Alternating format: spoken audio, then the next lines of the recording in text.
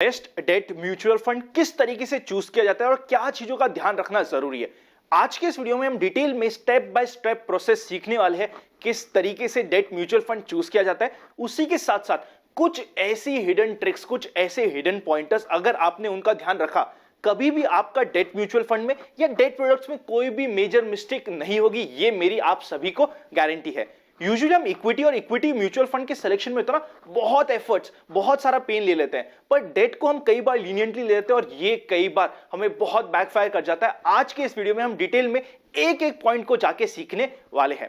आप सभी का सबसे पहले क्वेश्चन ये होने वाला है कि अनंत, ही आपके रूल्स, आपके पॉइंटर्स और आपकी ट्रिक्स हम क्यों फॉलो करें। देखिए, आज तक touchwood with God grace I am very happy to share 25 years से ज्यादा हमारी फर्म को हो गया है लोगों के लिए म्यूचुअल फंड मैनेज करते हुए, डेट फंड मैनेज करते हुए। टचवुड अभी तक एक भी ऐसा डेट प्रोडक्ट हमारे इन्वेस्टर के पास नहीं गया है या हमारे इन्वेस्टर ने ऐसा कभी भी डेट प्रोडक्ट में इन्वेस्टमेंट नहीं करवाया है जिसमें उन्हें डिफॉल्ट लेना हो या कभी भी कोई दिक्कत आई हो। आप सभी को पता है रिसेंटली पिछले 2-3 साल में काफी सारे डिफॉल्ट्स हुए, पर कभी भी हमारे इन्वेस्टर एक भी डिफॉल्ट, एक भी म्यूचुअल फंड में नहीं फंसा है। ऑब्वियसली कुछ तो पॉइंटर्स होंगे, कुछ तो चीज होंगी जिसका हम ध्यान रख रहे हैं। आज के इस वीडियो में एक एक स्टेप बाय स्टेप प्रोसेस बहुत डिटेल में हम सीखने वाले हैं। ध्यान से देखिएगा ये वीडियो। अगर अभी टाइम नहीं है ना तो अभी इस वीडियो को पॉज कर दीजिए, छोड़ दीजिए। जब कंप्लीट टाइम हो और आप ढंग से समझ सकते हो, एक एक चीज को समझना शुरू करेंगे। चलिए, मेरा नाम है Anant Ladda, CFA CA CFP LLB। Open for all Telegram का लिंक डिस्क्रिप्शन में। अगर आपको लगे यूजफुल तो आप टेलीग्राम पे जाके इन्वेस्ट आज फॉर कल सर्च करेंगे तो आपको ये ओपन फॉर ऑल चैनल मिल जाएगा। 80,000 से ज्यादा मेंबर्स इसका पार्ट बन चुके हैं। फ्रॉड चैनल से बच के रहिएगा। चलिए शुरू करते हैं म्यूचुअल फंड सीरीज का आज डेट का सिलेक्शन का कंप्लीट डिटेल वीडियो।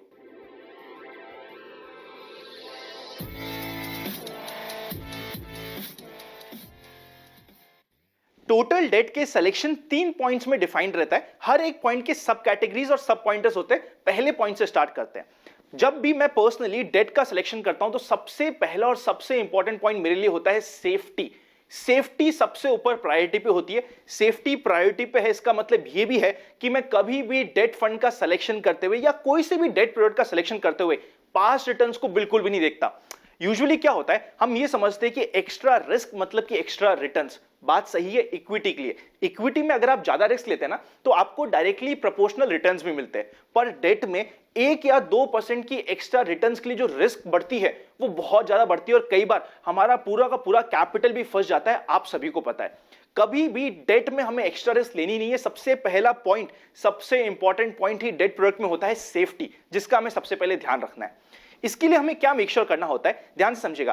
रिसेंटली अभी चाहे वो फ्रैंकलिन का केस हो, चाहे यूटीआई क्रेडिट रिस्क, ऐसे बहुत सारे क्रेडिट रिस्क फंड में या कई सारे फंड्स में कई दिक्कतें आई है। उन सब में हर एक प्रोडक्ट को अगर आप ध्यान से जाके देखेंगे ना, सिर्फ पास रिटर्न के बेसिस पे बेचा गया था और वहां पे दिक्कतें आई है। अगर किसी भी इन्वेस्टर ने पास रिटर्न के बेसिस पे इन्वेस्ट किया तो वो दिक्कत में गया। या फिर कई सारी कॉर्पोरेट एफडीज, बहुत सारी एफडीज भी है जो कहीं ना कहीं फंसी है। कई छोटी छोटी बैंकों की एफडीज फंसी है, वहां पे भी सेम दिक्कत थी कि हमने रिटर्न्स को सेफ्टी के ऊपर प्रायोरिटी दी थी। ये सबसे इंपॉर्टेंट पॉइंट है कि हमें सबसे पहले सेफ्टी इंश्योर करनी है। सेफ्टी इंश्योर करने के कुछ पॉइंटर्स होते हैं। सबसे पहला और सबसे ट्रिकी पॉइंट्स तो ये होता है, ये एक one of the secret tip है जो मैं आप सभी को बताने की कोशिश कर रहा हूं। म्यूचुअल फंड क्या है? म्यूचुअल फंड एक पास थ्रू व्हीकल है। आपसे पैसा कलेक्ट करता है और आगे पार्टीज को पैसा उधार पे देता है। ये डेट म्यूचुअल फंड होता है। आई होप आप सभी को पता होगा।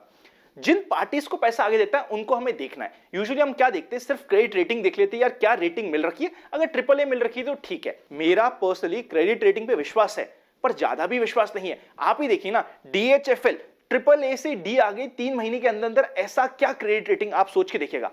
मैं यूजुअली इसके लिए क्या ट्रिक यूज करता हूं, अगर कोई कंपनी की दिक्कत मुझे इक्विटी शेयर मार्केट में पता चल रही है, उसके प्राइस में पता चल रही है, तो वैसे प्रोडक्ट, वैसे फंड्स मैं चूज ही नहीं करता जिसने उन पार्टीज को पैसा दे रखा हो। चाहे वो IL&FS का केस हो, चाहे DHFL का हो, चाहे येस बैंक का हो, या चाहे कोई सा भी केस हो, इन सब में दिक्कतें पहले शेयर मार्केट में दिखी थी, बाद में डेट मार्केट में दिखी थी। आप सभी को पता है 2 मार्केट होते हैं, debt market, equity market. Equity market कोई भी दिक्कत को सबसे पहले रिएक्ट करता है। And whenever in doubt stay out, ये मेरा डेट के लिए सबसे पहला पर्पस और सबसे पहला पॉइंट है। अगर हम इस चीज को ध्यान रखेंगे ना, कभी भी हमारे से सेफ्टी कॉम्प्रोमाइज नहीं होगी। आप समझ पा रहे हैं, यही वो ट्रिक है जिसके बेसिस में कभी भी मुझे लगता है कि किसी कंपनी का इक्विटी शेयर मार्केट में बहुत बुरा हाल हो रहा है, मतलब उसमें कुछ दिक्कतें चल रही है और उन प्रोडक्ट को मैं अवॉइड कर देता हूं जिन्होंने भी उन पार्टीज को जिसको शेयर मार्केट में दिक्कत आ रही है उनको आगे पैसे दे रखा हो। Whenever in doubt stay out, इस पॉइंट को ध्यान रखिएगा। ये सबसे पहला इंपॉर्टेंट सेफ्टी का पॉइंट होता है। सेफ्टी सबसे इंपॉर्टेंट है डेट प्रोडक्ट के लिए। सेकेंड पॉइंट आता है लिक्विडिटी। मुझे ऐसा डेट फंड चाहिए या ऐसा डेट प्रोडक्ट चाहिए जिसमें रिक्वायरमेंट होना मैं पैसा निकाल भी सकूं, चाहे मेरा 1% एग्जिट लोड लग जाए, दैट इज ओके, पर कभी भी मेरा पैसा अटकना नहीं चाहिए, कभी भी मेरा पैसा ऐसा नहीं होना चाहिए कि मैं निकाल ही नहीं सकूं। इस चीज को ध्यान में रखते हुए एफएमपीस, फिक्स्ड मैच्योरिटी प्लान्स को मैं हमेशा स्ट्रिक्ट नो बोलता हूं, because FMP particular time period की होती है, 3 साल, 3.5 साल, 4 साल। 4 साल से पहले मैं पैसा नहीं निकाल पाता, मुझे ऐसा डेट प्रोडक्ट चाहिए नहीं, क्योंकि वहां पे फंड मैनेजर के ऊपर भी रिस्ट्रिक्शन आ जाता है कि उसने अगर किसी पार्टी को 3 साल के लिए पैसा दिया, उस पार्टी में उसको दिक्कत लगेगी, तब भी वो कई बार उसका पैसा नहीं मंगवा पाता क्योंकि उसको आगे फंड्स लेट रिलीज करने हैं। ये चीज हमें समझनी पड़ेगी। लिक्विडिटी सबसे इंपॉर्टेंट होती है। लिक्विडिटी के लिए कुछ इंपॉर्टेंट पॉइंटर्स होते हैं जिसका ध्यान रखना जरूरी है। सबसे पहला, ऐसा फंड होना चाहिए जिसका एयूएम, एसेट अंडर मैनेजमेंट, बहुत ज्यादा हो। छोटे फंड्स, छोटे डेट फंड्स को मैं कंप्लीटली अवॉइड कर देता हूं। इक्विटी में बड़े एयूएम को हमें कई बार अवॉइड करना पड़ता है, पर डेट में अगर किसी डेट प्रोडक्ट का बहुत ही बड़ा एयूएम है तो वो हमारे लिए एक एडेड एडवांटेज है। इस चीज का ध्यान रखना जरूरी है। सेकेंड इंपॉर्टेंट पॉइंट लिक्विडिटी में आता है, एक ऐसा डेट फंड, ये एक सीक्रेट ट्रिक है, ध्यान से समझिएगा। मैं personally month on month basis पे रेगुलरली हर एक डेट फंड जो मैंने अपने इन्वेस्टर्स को सजेस्ट कर रखे होते हैं उनका एयूएम ट्रैक करता हूं।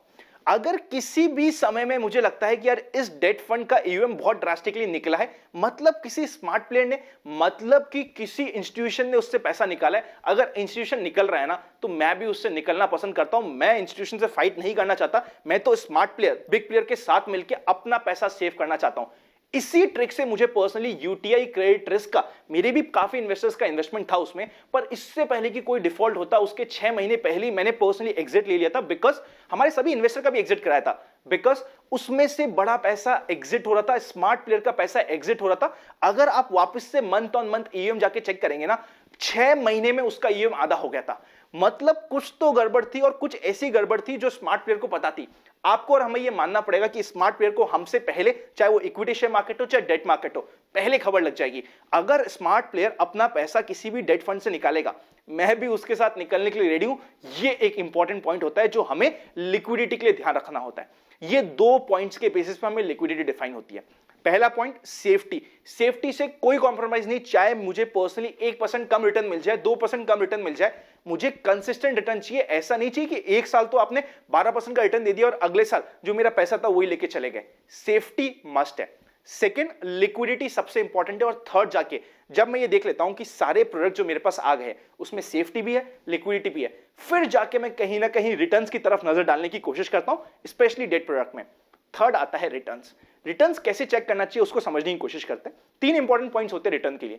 पहला होता है YTM, यील्ड टू मैच्योरिटी, मतलब जो डेट फंड है उसने आगे जो पैसा दे रखा है वो एक्चुअली किस रेट पे दे रखा है, ये हमें पता चलता है यील्ड टू मैच्योरिटी से। और ये जितनी अच्छी होगी उतना अच्छा होगा। इसका मतलब ये नहीं है कि सेफ्टी को कॉम्प्रोमाइज करके मैं हायर YTM में जाऊंगा, नहीं जाऊंगा। सेफ्टी लिक्विडिटी है, उसके बाद में थर्ड में YTM चेक करता हूं, फिर YTM जितना अच्छा हमारे लिए अच्छा होता है। सेकेंड इंपॉर्टेंट पॉइंट आता है एवरेज ड्यूरेशन। एवरेज ड्यूरेशन मतलब ये होता है कि आपके फंड ने आगे कितने साल के लिए पैसा दे रखा है। कई बार क्या होता है, इन्वेस्टर ये मिस्टेक करता है, इन्वेस्टर को तो इन्वेस्ट करना होता है डेट प्रोडक्ट में 3 साल 4 साल के लिए, वो ऐसे डेट प्रोडक्ट चूज कर लेता है 5 रिटर्न देख के जिसने आगे पैसा 10 साल 15 साल 20 साल के लिए दे रखा है। ये हमें कभी नहीं करना। हमारे फंड ने भी आगे ऑलमोस्ट उसी एवरेज ड्यूरेशन के लिए पैसा देना जरूरी है जिसके लिए मेरा पर्सनल मन होता है इन्वेस्टमेंट करने का। ये होता है एवरेज ड्यूरेशन वाला पॉइंट जिसे ध्यान रखना जरूरी है। सो पहले 2 पॉइंट हो चुके हैं, YTM और एवरेज ड्यूरेशन, जिसका हम ध्यान रखेंगे। थर्ड पॉइंट होता है, बहुत इंपॉर्टेंट होता है, मॉडिफाइड ड्यूरेशन। इसे हम ड्यूरेशन रिस्क भी बोलते हैं। इजी लैंग्वेज में समझने की कोशिश करते हैं। सबसे पहले, जब इंटरेस्ट रेट बढ़ती है तब हमारे रिटर्न्स कम होंगे, जब इंटरेस्ट रेट घटेगी तब हमारे रिटर्न्स बढ़ेंगे। ऐसा क्यों होता है समझने की कोशिश करते हैं। सपोज कीजिए कि आपने मुझे 10 लाख रुपए 7% के रेट पे 3 साल के लिए उधार पे दिया है। 1 साल बाद आपको पैसे की रिक्वायरमेंट है, पर आपने क्योंकि मुझे 3 साल के लिए दिया है, मैं तो आपको दूंगा नहीं। अभी मैं तो कहूंगा कि आप तो मुझसे इंटरेस्ट लो, 3 साल बाद पैसे ले जाना, बट आपको रिक्वायरमेंट है।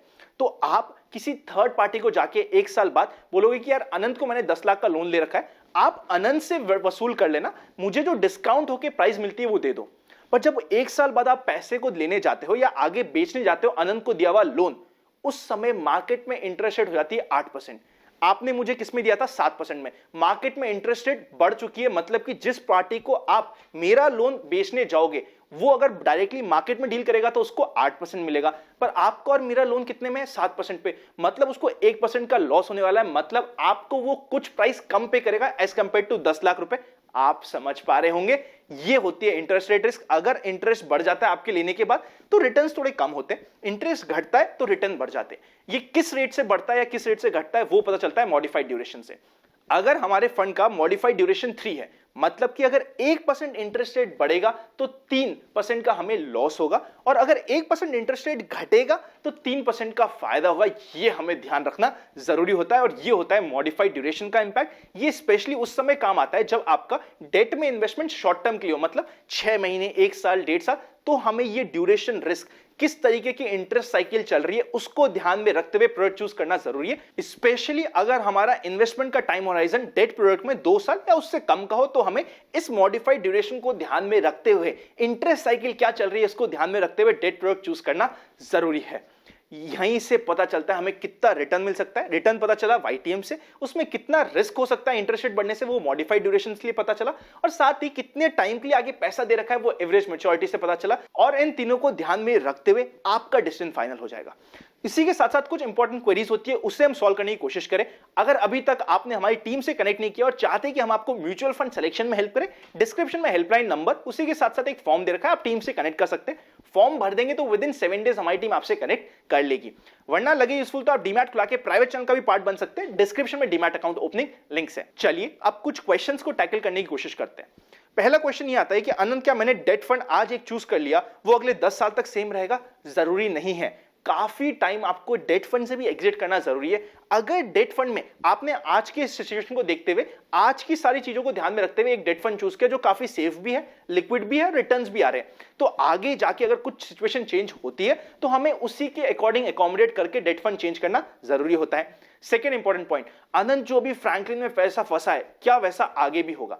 देखिए वो कंप्लीटली आप पे डिपेंड करता है। वैसे ये वन ऑफ केस था, आगे ऐसा कुछ भी नहीं होगा, ये हमें समझना जरूरी है। पर हां देखिए, फिक्स डिपॉजिट में भी कई लोगों के पैसे फंसे जिन्होंने एक्स्ट्रा रिस्की कॉर्पोरेट डेट में फिक्स डिपॉजिट करवाया, वहां पे भी पैसे फंसे। तो उसी तरीके से जैसे वहां पे फंसे उसी तरीके से फ्रैंकलिन में फंसे। पर हां, फ्रैंकलिन में इन्वेस्टर ने सिर्फ पुराने रिटर्न्स देख के सेफ्टी और लिक्विडिटी को हटा के इन्वेस्ट किया था। अगर आगे भी अगर हमने सेफ्टी और लिक्विडिटी को हटा के जस्ट पुराने रिटर्न्स देख के डेट में इन्वेस्ट किया, हो सकता है अगले 5 साल नहीं हो, अगले 10 साल नहीं हो, पर कभी भी होगा तो हम हमेशा सबसे पहले होंगे जिसके साथ कोई डिफॉल्ट होगा। ये हमें ध्यान रखना जरूरी है। और ये जो केस था ये वन ऑफ केस था। पर्सनली हमारे अभी तक किसी भी इन्वेस्टर को, मोर देन 5000 इन्वेस्टर हम हैंडल कर रहे, एक को भी डिफॉल्ट रिस्क अभी तक एक भी हैंडल करने की जरूरत नहीं पड़ी थी। इंटरेस्ट रेट रिस्क तो जैसी होती है वो तो सभी के साथ आएगी, पर डिफॉल्ट रिस्क कि पैसा ही नहीं आ रहा या डिफॉल्ट हो जाए, बहुत सारे फंड्स डिफॉल्ट हुए थे। सिर्फ ऐसा नहीं कि फ्रैंकलिन, थोड़ा बहुत डिफॉल्ट यूटीआई क्रेडिटर्स में हुआ था, बिरला के कुछ फंड्स में हुआ था, और भी निप्पॉन के कई फंड्स में हुआ था। पर वहां पे हमें ध्यान रखना कि सेफ्टी और लिक्विडिटी हम ध्यान रख रहे हैं। इस चीज को अगर हम इंश्योर करेंगे तो हमारे साथ कभी भी डेट में दिक्कत नहीं आएगी। और ये जो कंप्लीट पिछले 1-2 साल का जो कंप्लीट सिनेरियो है ना, इसकी वजह से अब डेट और भी अट्रैक्टिव हो चुका है। हमें समझना पड़ेगा, काफी सारे फंड हाउस अब बहुत सेफ हो चुके हैं डेट को लेके। तो ये वन ऑफ केसेस था, आगे आने वाले समय में ऐसा कुछ भी नहीं होगा अगर हम प्रॉपर्ली देखिए। अगर हम चाहते हैं कि हम एक्स्ट्रा रिस्क ले तो आने वाले समय में भी होगा, पर अगर आप सिलेक्शन ढंग से कर रहे हैं तो आपके लिए कोई रिस्क नहीं है, ये हमें समझना पड़ेगा। एफडीज में भी आप देखते हैं, कई बार हम लोग कई छोटी बैंक्स में एफडीज करा देते क्योंकि वहां पे हायर रेट ऑफ रिटर्न मिलता है, या कई कॉर्पोरेट एफडीज करा देते। दीवान की एफडीज कराई, वो कई बार अटक गई थी। सो ऐसी सारी सिचुएशन आएगी अगर हम लालच के पीछे जाएंगे, स्पेशली डेट में। मैं पर्सनली डेट में बहुत ज्यादा डिफेंसिव रहता हूं। मेरा क्या रीजन है, डेट को सेफ पैसा है, उसको सेफ रहने दीजिए। डेट के साथ कोई रिस्क या कुछ रिस्क लेने की कोशिश मत कीजिए। आपको रिस्क लेना है, आप इक्विटी में जाइए, इस चीज को ध्यान रखना जरूरी है। नेक्स्ट क्वेश्चन ये आता है कि अनंत, अब यहां से आने वाले समय में इमीडिएटली आपके लिक्विड और डेट की क्या एक्सपेक्टेशंस है? आज के टाइम को ध्यान में रखते हुए पर्सनली आई एम एक्सपेक्टिंग यहां से liquid, ultra short term category, floating interest fund category, अगर फंड अच्छा है, यहां से आगे 1 साल में एक्सपेक्टेशन ये कि वहां पे रिटर्न्स रफली अराउंड 5% के आसपास बनने चाहिए। 4 to 5% तक के रिटर्न्स मिलेंगे।